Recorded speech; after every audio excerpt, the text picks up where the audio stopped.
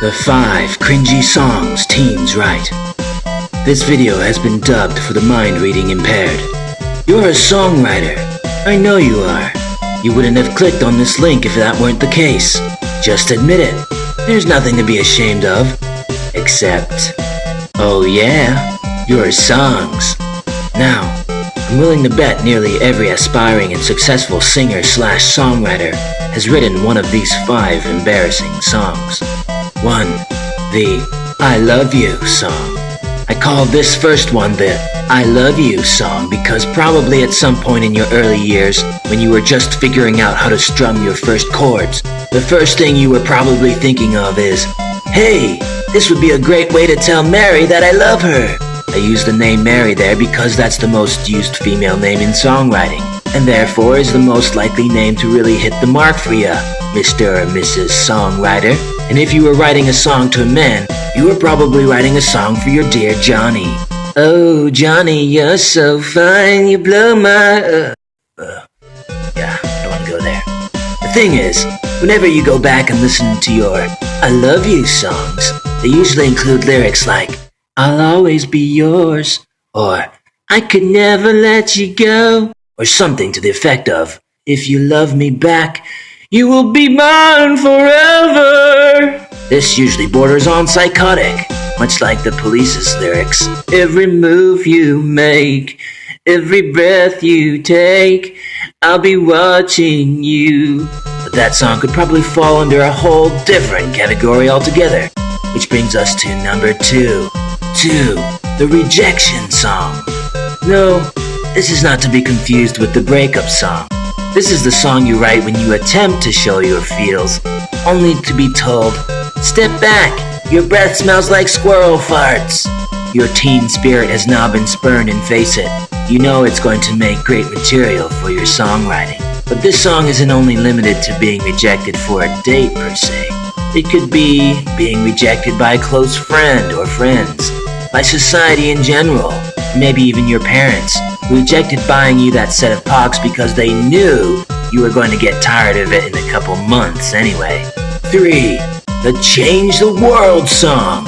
Come on, you know you wanted to change the world. You thought to yourself, if only the world could see things the way my 13-year-old mind does, then it would heal itself. The world, that is, not my mind. No, my mind can never be healed, not after being rejected. I really wanted those Pogs. Not that you didn't have good intentions, just that you probably really had no clue how the world really worked. And if you're still trying to make music at 32 without success, you probably still don't. Ooh, feel the burn, Johnny. Seriously though, we all remember hearing of some terrible injustice, thinking to ourselves, why? Why is the world like this? Why isn't someone healing it? Well, newsflash, if Michael Jackson couldn't do it at his peak, you probably don't stand a chance to even sway the mind of someone with the disposition of SpongeBob SquarePants. 4. The breakup song. Face it, growing up, before ever having known what it feels like to be loved by someone, we would listen to those breakup songs and think to ourselves, wow, those are some powerful feels. And if you're writing songs, you might even think to yourself, I wish I could have those feels. I bet I could write some really powerful words if I could only experience that pain for myself.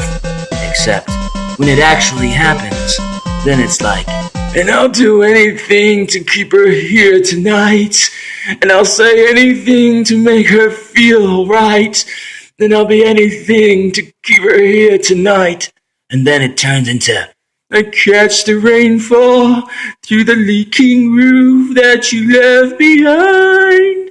I disconnect the me and you, but next time I promise we'll be perfect. Damn, Billy, that breakup must have really torn a hole in your soul. And while these expressions can often come off as being super poetic, like many other feelings, it becomes folly to hold on to them for longer than the time it took you to write them. And this is because, while the world might just think, oh, what a lovely breakup song, for you, those words will always be attached to a specific person you may have foolishly believed was your forever love. your one and only, your soulmate. And if that were true, then you're doomed to forever live your life apart from said soulmate. Ouch. 5. The vague yet super deep song. Yeah, when you were young you thought you could write some super vague lyrics that would require the most astute of interpretations to read at the deepest of levels.